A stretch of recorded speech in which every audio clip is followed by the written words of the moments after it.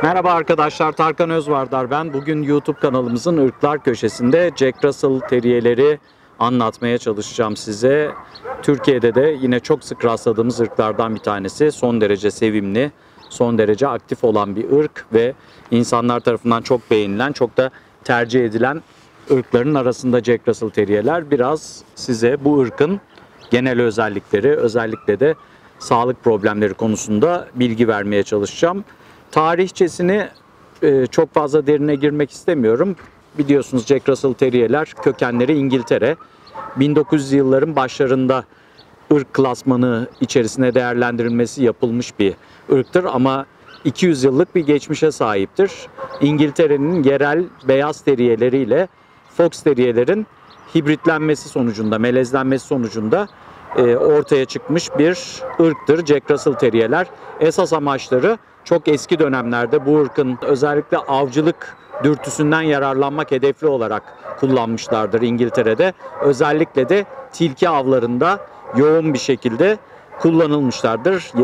Daha doğrusu ortaya çıkarılış amaçları tilki avlarında bu köpeklerin hızlarından, kısa boylu oldukları için tilki inlerine kolay girebilmelerinden yararlanmak hedeflidir. Tıpkı Fox Terrier'lerde olduğu gibi ve yine İngiltere'nin yerel beyaz teriyerleriyle de hibritlenmiştir. Yerel beyaz teriyerler de vakti zamanında İngiltere'de özellikle fare avlarında, fare istilaları olduğu dönemlerde fareleri avlamak hedefli olarak çalıştırılan köpeklerdi. İşte Fox Terrier'ler ve beyaz teriyerlerin, İngiliz beyaz teriyerlerin birleşimiyle de Jack Russell Terrier'ler ortaya çıkmıştır. Jack Russell Terrier'i birçok fiziksel formatta görmeniz mümkün. Kısa bacaklısı, leggy dediğimiz uzun bacakları var.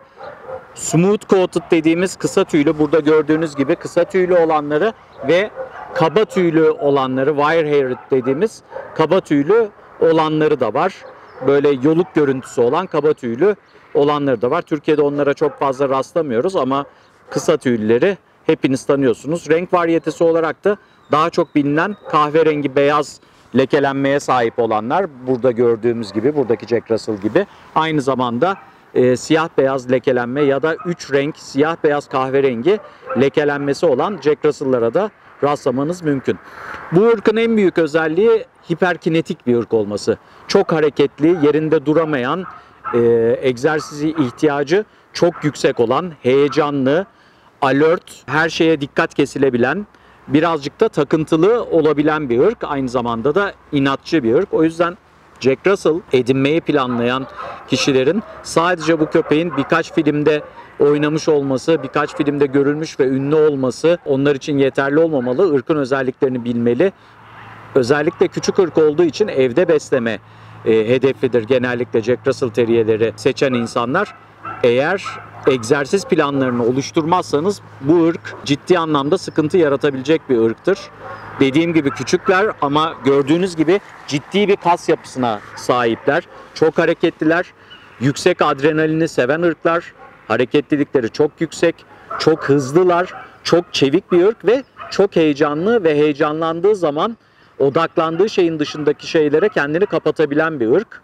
Ve buna bağlı olarak da obsesyon şekillendirebilen bir ırk olduğu için kafasını sürekli egzersizle meşgul edilmesi gereken bir ırk. Bir Jack Russell Terrier edinildiğinde nasıl olsa küçük ırk, kucakta taşırız bunu, işte oradan oraya götürürüz, evde de bir kenara koyarız, durur gibi bir mantıkla kesinlikle hareket edilmemesi gerekiyor. Tıpkı bir iş köpeği gibi günlük aktivasyonu ve ciddi egzersizi olması gereken bir ırk. Söylediğim gibi egzersiz olmadığı takdirde davranış problemlerini çok rahat şekillendirebilecek bir köpek Jack Russell Terrier. O yüzden egzersiz planlarını oluşturma en dikkat edilmesi gereken şeylerden bir tanesi. Bu ırkın yükseklikleri genellikle 22 santim ile 30 santim arasında olabiliyor. Kısa bacaklar ve uzun bacaklarda yükseklik değişebiliyor. Semi erect pozisyonda, yani yarı kırık kulaklı da olabiliyor. Dik kulaklı da olabiliyorlar. Masif, geniş, güçlü bir kafaları vardır aslında Jack Russell Terrier'lerin, her ne kadar küçük ırk da olsa oldukça güçlü çeneye sahip olan bir ırktır. Bu da geçmişteki atalarından onlara miras kalan bir şey.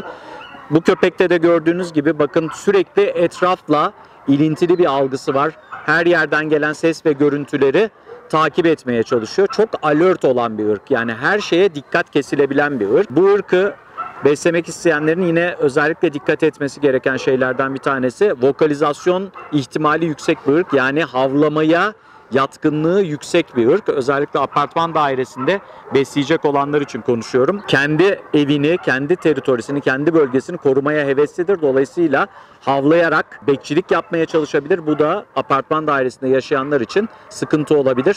Özellikle seslere karşı verdiği reaksiyonları yüksek olan bir ırk. Jack Russell Terrier'ler havlamayı seven ırkların başında geliyor. Havlamaya olan yatkınlıkları da toplu yaşanılan ortamlarda beslenecekse başka insanların sizinle olan diyaloglarının bozulmasına sebebiyet verebilir. O yüzden Jack Russell edinecek olan kişilerin yoğun egzersiz programları uygulayamayacaksa bu ırkın havlamaya yatkınlığının olduğunu bilmesinde fayda var. Enerjik bir ırk olduğu için eğer inaktif pozisyonda beslenirse obje parçalamaya yine yatkınlığı yüksek bir ırk. Evde yalnız bırakıldığında, egzersiz planları zayıf olduğunda objelere karşı düşkünlüğü yüksek. Birçok şeyi parçalayabilir, sıkıldığı zaman zarar verebilir. Hem kendine hem etrafına zarar verebilen bir ırk. Dediğim gibi kolay sinirlenen, adrenalin piki çok çabuk şekillenen ırklardan bir tanesi Jack Russell Terrier'ler. Hareketliliklerinin yüksek olması da bazen hayvan sahibi için sıkıcı bir hal alabilir. Bu ırkın özellikle ev içerisinde yaşatılanlarda kesinlikle ev içerisinde oyun veyahut da ev içerisinde atmalı, getirmeli, tutmalı, çekiştirmeli oyunlardan uzak durmak gerekiyor. Bunları dışarıda organize etmek gerekiyor. Çünkü avcılık dürtülenmesi yüksek bir köpek. Ev içerisinde eğer bu organizasyonları yaparsanız bunları sizin üstünüzde deneyebilir. Avcılık dürtülenmesini ya da işte sürekli çok enerjik bir ırk olduğu için topunu alıp getirip size hadi at, hadi at yapabilir. Buna bağlı olarak da ilerleyen dönemlerde bu sıkıcı bir hal alabilir. Köpek sürekli sizi rahatsız eder, bir pozisyona gelebilir. O yüzden bütün egzersiz planlarını bir iş köpeği gibi dışarıda organize edilmesi gereken bir ırk Jack Russell'lar. Tüy dökmeye yatkınlığı yüksektir. Özellikle kısa tüylü olanların ve genellikle ağırlıklı vücut tüyleri beyaz olduğu için göze çok batar. Kısa olduğu için de her tarafa saplanabilen tüyleri vardır. O yüzden bu ırk alacak olan kişiler tüy dökme olasılıklarını mutlaka hesaba katmalıdır Jack Russell'ların. Yine Jack Russell Terrier'lerin bir takım sağlık problemlerine yatkınlıkları var. En çok bilinenler kardiyomiyopatilere yani kalp hastalıklarına yatkınlığı yüksek olan bir ırk. Doğuştan hidrosefalus dediğimiz beyinde sıvı toplanması, kafatasında sıvı toplanmasına yine doğuştan yatkınlığı olan bir ırk. Bunun haricinde Legpartes calve diye bilinen tıpkı büyük köpeklerdeki kalça displasi, kalça çıkıklığına benzer bir ortopedik probleme yine yatkınlığı var ve de yine bu ırkta en çok görülen problemlerden bir tanesi diz kapağının çıkması, patella luksasyonu dediğimiz olgu. Çok enerjik ırklar olduğu için, çok hareketli, sıçramayı, atlamayı çok seven ırklar olduğu için sıçramalar esnasında bir anda çapraz bağlarının kopması veyahut da diz kapaklarının yerinden çıkması sıklıkla görülür. O yüzden Jack Russell Terrier'lere hep edindiğiniz zaman sakin olması yönünde hep tetiklemelerde bulunmanız gerekiyor. Yani sakinliğini hep onore etmeniz, sakin davranışlarını her zaman pekiştirmeye yönelik bir tavrınız olmasına fayda var. Aksi takdirde heyecanlandıkları zaman kontrolü kaybedebilen köpekler hem kendine hem size zarar verme ihtimalleri vardır. Yine bu ırkın genetik hastalıklarından von Willebrand denilen bir kan pıhtılaşma bozukluğuna tıpkı Dobermanlarda olduğu gibi genetik yatkınlığı olan bir ırk. Ve yine lens luksasyonu dediğimiz gözlerindeki lenslerin yerinden oynaması veyahut da stabilitesini yitirmesine bağlı bir göz problemine de oldukça yatkın olan bir ırk. Bu ırkı besleyenler beslenmesine de dikkat etmesi gerekiyor. Çünkü alerjik de bir ırk aynı zamanda. Beslenmede deneme yanılma yöntemleriyle mutlaka programını düzgün organize etmesi gerekiyor. Besin kaynaklarını, doğru besin kaynaklarını yakalaması gerekiyor. Çünkü bireysel farklılıklar söz konusu olabilir. Her Jack Russell aynı protein kaynakları ya da aynı beslenme şekliyle beslenecek diye bir kaide yok. Bunu deneyerek hayvan sahibi, Jack Russell sahibi eninde sonunda anlayacaktır. Gün ışığına, güneş ışınlarına karşı duyarlılığı yüksektir. Sensitif bir köpek. Özellikle beyazı yoğun olanlarda güneş ışığına bağlı olarak alerjik reaksiyonlar şekillenebilir. Ama en önemli noktalardan bir tanesi Jack Russell edinecekseniz hiçbir zaman aklınızdan çıkartmamanız gereken bir şey, çok aktif bir köpek. Eğer vaktiniz varsa, egzersiz edebilecekseniz Jack Russell edinmelisiniz. Bu arada türdeş agresyonu yüksek olabilen bir ırk. Yani türdeşlerinden çok fazla hoşlanmayabiliyor. Yetişkin olduğu zaman onları rakip görebiliyor. Özellikle erkeklerinde çok gözlemliyoruz. Erken dönemde kısırlaştırmalarla 4-6 aylık arasındaki kısırlaştırma operasyonlarıyla bu tip agresyonlardan uzak tutmak mümkün. Bir de tabii ki çok sosyal yetiştirilmesi gereken bir ırk.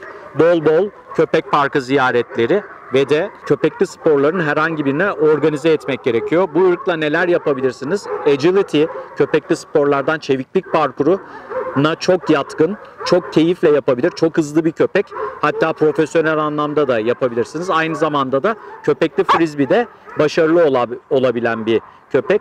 Mutlaka bir Jack Russell'ınız olduğu zaman bunlara dikkat etmelisiniz. Jack Russell almadan önce de lütfen bu bilgileri dikkate alarak alın. Sadece beğendiğiniz için, size sevimli geldiği için ya da birkaç ünlü filmde oynadığı için bu köpeği edinmek doğru bir şey değil.